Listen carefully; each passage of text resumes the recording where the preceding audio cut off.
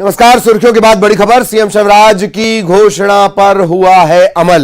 CM Shivraj ने ऐलान किया था कि अंबेडकर से जुड़े पंचतीर्थ को मुख्यमंत्री तीर्थ दर्शन योजना में शामिल किया जाएगा और उसका आदेश भी आ गया। धर्मस्व विभाग ने बाकायदा इसका आदेश जारी कर दिया है। यह आपकी स्क्रीन पर वो आदेश मुख्यमंत्री शिवराज सिंह चौहान ने ऐलान किया और इधर आदेश जारी हो गया।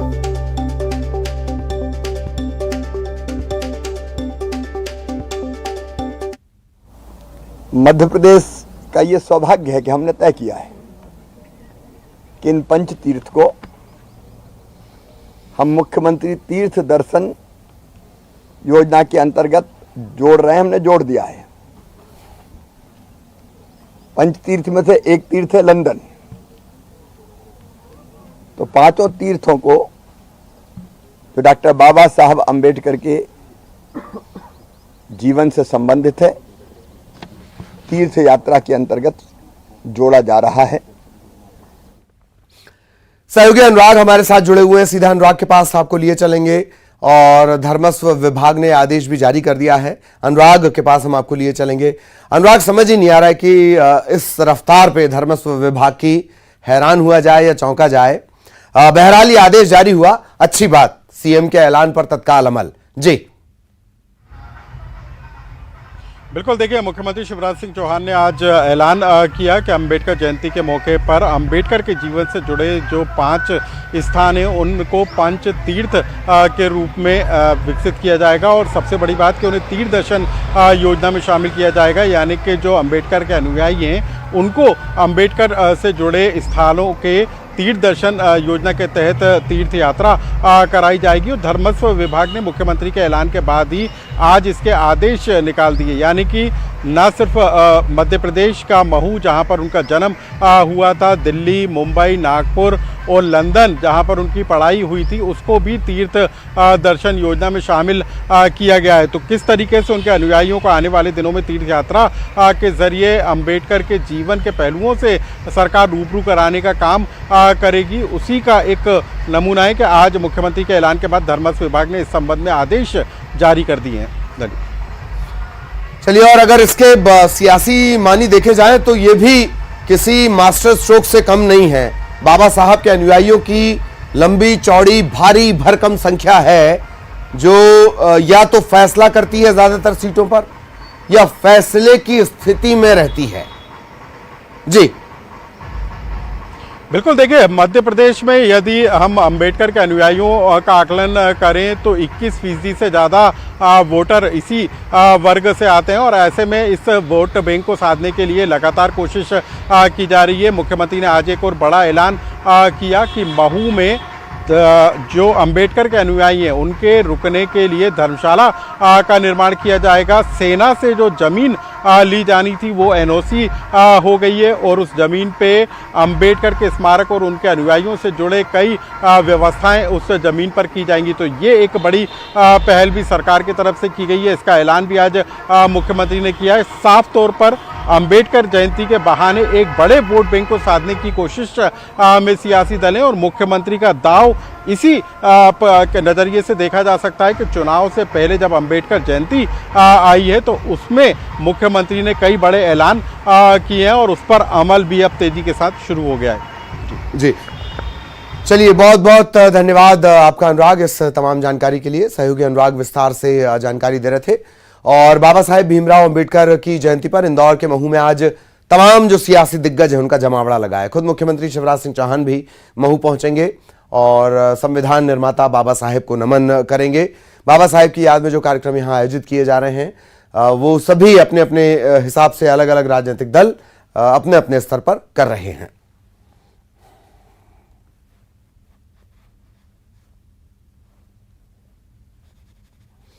सहयोगी अरुण हमारे साथ जुड़े हुए हैं। सीधा अरुण के पास आपको लिए चलेंगे। अरुण, अलग अलग राजनीतिक दल अपने अपने हिसाब से आयोजन और हर कोई ये बताना चाह रहा है कि हमसे बड़ा अंबेडकरवादी तो दरअसल कोई है नहीं। विस्तार से जानकारी अरुण।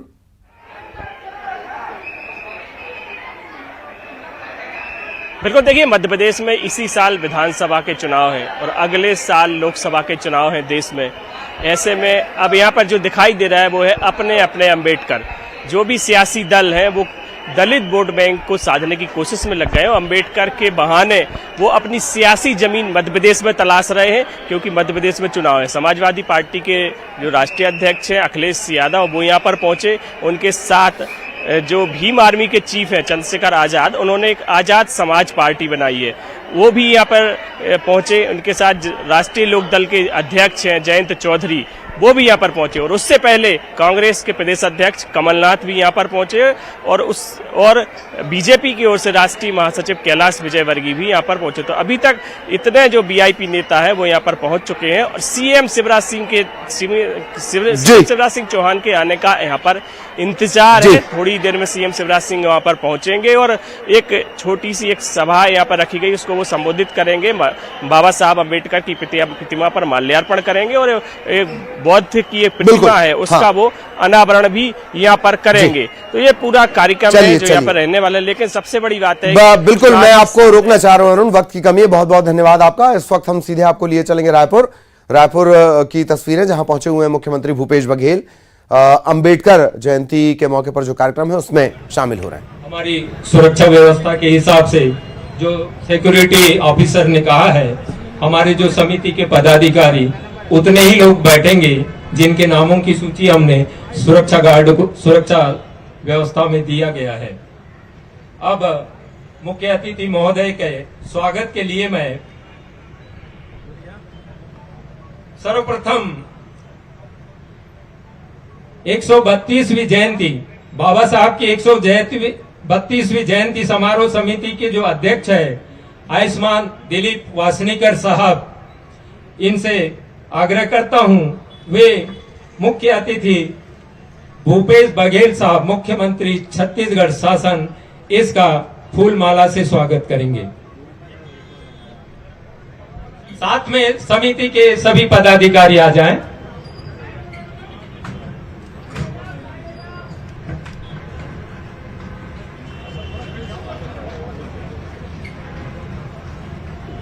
मुख्यमंत्री भूपेश बघेल साहब की जय। मुख्यमंत्री भूपेश बघेल साहब की जय।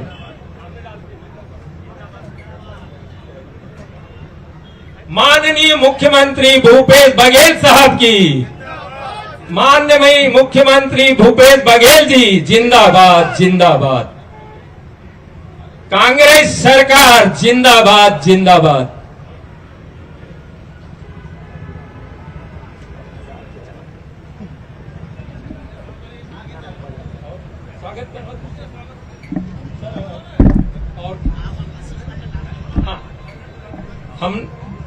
हमारे जो कुछ लोग हमारे समिति के जो पदाधिकारी है, इसके बाद में स्वागत की कड़ी में पीएस जागृत साहब भारतीय बौद्ध महासभा प्रदेश अध्यक्ष है, इनसे निवेदन करता हूं मुख्यमंत्री महोदय का पुष्प माला से स्वागत करेंगे।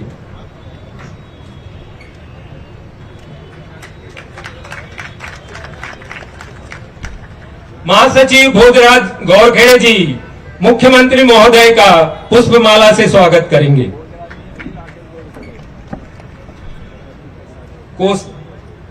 कोषाध्यक्ष नीलकंठ सिंगारे साहब पुष्पमाला से मुख्यमंत्री महोदय का स्वागत करेंगे। कमलेश रामटेके जी मुख्यमंत्री महोदय का पुष्पमाला से स्वागत करेंगे। मदनलाल मेश्राम जी मुख्यमंत्री महोदय का स्वागत करेंगे। दीपक बोरकर जी मुख्यमंत्री महोदय का स्वागत करेंगे। नरेश गढ़पाल जी मुख्यमंत्री महोदय का पुष्प माला से स्वागत करेंगे। ये सूची पढ़ते जा रहा हूं, कंटिन्यू आते जाइए। डॉक्टर ये आयुष्मान रतनलाल डांगी साहब हमारे बीच में सम्मानित बैठे हुए हैं, इनसे भी अनुरोध करता हूं मुख्यमंत्री महोदय का पुष्पमाला से स्वागत करेंगे। नरेश गढ़पाल जी मुख्यमंत्री का स्वागत करेंगे। डॉक्टर आर के सुखदेवे साहब, प्रकाश रामटेके साहब, विजय गजघाटे साहब, जीएस मेश्राम साहब, रूपलता कानेकर ताई, पुष्पा सचदेवे ताई, अलका बोरकर ताई, तो अम्बेडकर चौक पर यह आयोजन हो रहा है, लगातार इस पर नजर बनी हुई है। और अब भोपाल से बड़ी खबर, आदमपुर कचरा खंती में गौवंश के शव मिले हैं। कई गाय और जानवरों के अवशेष मिले हैं। सड़ी गली लाशों के चलते आसपास बदबू फैल गई है। आसपास के 7 गांव के लोगों को परेशानी हो रही है। जो मृत मवेशी हैं उन्हें दफनाने के कुछ अलग अलग नियम होते हैं, लेकिन इसका पालन नहीं किया गया। महापौर मालती राय का बयान यह है कि संज्ञान में उनके पूरा मामला आया है, जिम्मेदार अफसरों से जानकारी मांगी गई है, लापरवाही पर कार्रवाई होगी। आमतौर पर मालती राय से कभी भी आप किसी भी मसले पर जब भी उनकी राय जानेंगे, उसमें यह जरूर होगा कि मामले की जानकारी लगी है, लापरवाही पर कार्रवाई होगी और हम जानकारी जुटा रहे हैं।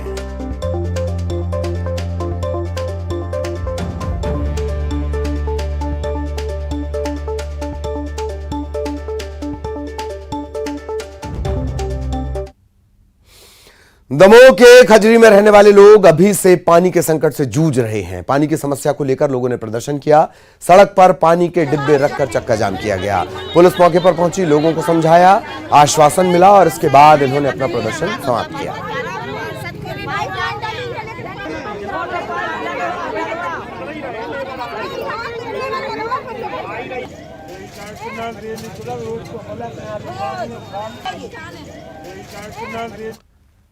खबर बेमेतरा से है। बिरनपुर में पिता पुत्र की हत्या के मामले में आरोपियों की जानकारी देने वाले को इनाम मिलेगा और इसके लिए यह ऐलान पहले ही किया जा चुका था। अब इनाम की राशि बढ़ा दी गई है। इनाम की राशि 10,000 से बढ़ाकर 30,000 कर दी गई है। यह भी साफ किया गया कि जानकारी देने वाले की पहचान गुप्त रखी जाएगी।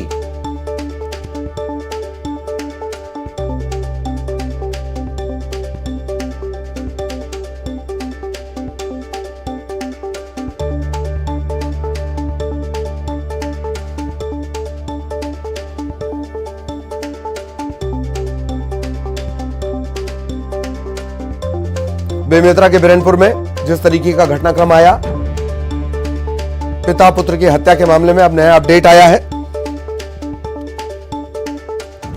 पुलिस ने इनाम की राशि, आरोपियों की जो जानकारी देगा उन्हें इनाम दिया जाएगा और इनाम की राशि बढ़ाकर 10 से बढ़ाकर 30,000 कर दी गई है। पहचान गुप्त रखी जाएगी। इधर गरियाबंद के एक छात्रावास में एक साथ 39 छात्र कोरोना पॉजिटिव मिले हैं। इससे हड़कंप मच गया। मैनपुर में 24, हरदीभाटा में 15 छात्र संक्रमित हुए हैं। इन सभी को आइसोलेट कर दिया गया है। इनका इलाज लगातार किया जा रहा है। छात्रावास में अन्य छात्रों के स्वास्थ्य की जांच हो रही है। एक साथ 39 मामले आने के बाद स्वास्थ्य विभाग हाई अलर्ट पर है। गरियाबंद जिले में कोरोना संक्रमण ने फिर एक बार दस्तक दे दी है।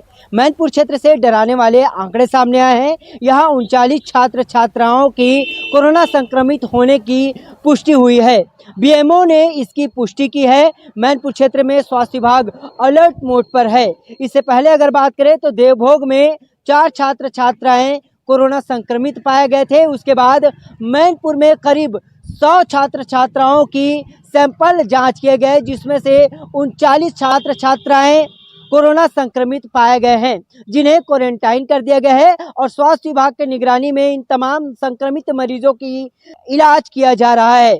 वहीं अगर बात करें तो सीएमएचओ से इस मामले की जानकारी लेने के लिए हमने कई बार संपर्क साधा, लेकिन उन्होंने फ़ोन तक उठाना मुनासिब नहीं समझा।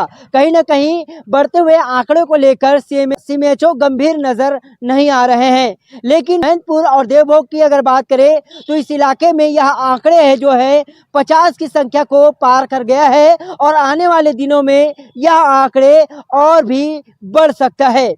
हालांकि जिस छात्रावास में कोरोना मरीज पाए गए हैं उस छात्रावास को सैनिटाइज कर दिया गया है। वहीं कस्तूरबा विद्यालय को भी सैनिटाइज कर दिया गया है और तमाम छात्रों को निगरानी पर रखा गया है। यानी गरियाबंद जिले में कोरोना संक्रमित मरीजों की संख्या जो है वो लगातार बढ़ रहा है, जो हड़कंप मचा देने वाला है और स्वास्थ्य विभाग भी हाई अलर्ट मोड पर है। और इस इलाके में सैनिटाइजर और मास्क को अनिवार्य कर दिया गया है। लेकिन ये जो आंकड़े हैं ये बेहद ही डराने वाले आंकड़े हैं। न्यूज़ 18 के लिए गरियाबंद से शेख इमरान। इधर मुरैना में हुई दिव्यांग युवक की हत्या के मामले में पुलिस ने खुलासा किया है। 3 आरोपियों की तलाश की जा रही है। पुलिस की माने तो मृतक दिल्ली मेट्रो में काम करता था। छुट्टी लेकर ये बेरखेड़ा गांव आया हुआ था। गांव में मकान को लेकर भाई भाभी और ताऊ से विवाद हुआ। इसके बाद आरोपियों ने हमला बोला। लाठी डंडे से इसे इतना मारा गया कि इसकी मौत हो गई। युवक की हत्या के बाद आरोपियों ने लाश को रात में जलाकर उसकी राख को नदी में बहा दिया। पुलिस इस मामले में सबूत जुटाने में लगी है। 3 आरोपियों के खिलाफ हत्या का मामला दर्ज किया गया है।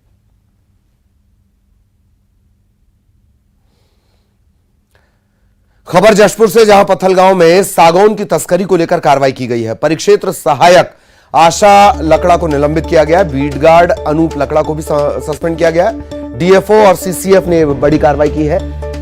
बेलडेगी के जंगल से सागौन की तस्करी लगातार हो रही थी। 25 लाख से ज्यादा की सागौन की लकड़ी बरामद हुई। इसके बाद दोनों वनकर्मियों के खिलाफ विभागीय जांच हुई और फिर ये आदेश जारी किए गए। दीपक हमारे साथ जुड़े हुए हैं। दीपक, क्या अपडेट?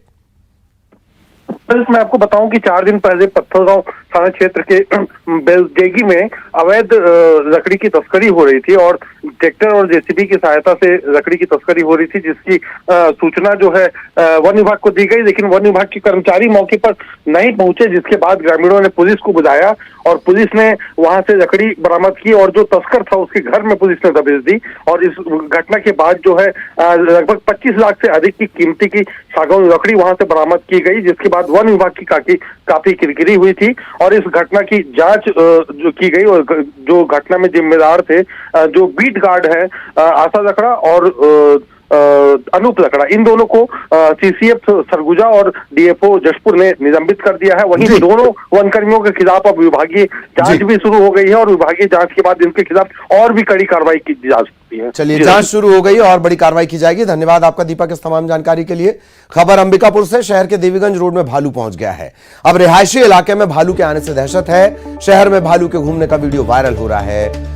हालांकि पुलिस को भी इस बात की जानकारी लगी, घंटों इसके पीछे पड़ना पड़ा और तब कहीं जाकर इसे जंगल की तरफ खदेड़ा जा सका। और इसी के साथ इस बुलेटिन में इतना ही। खबरें जारी हैं।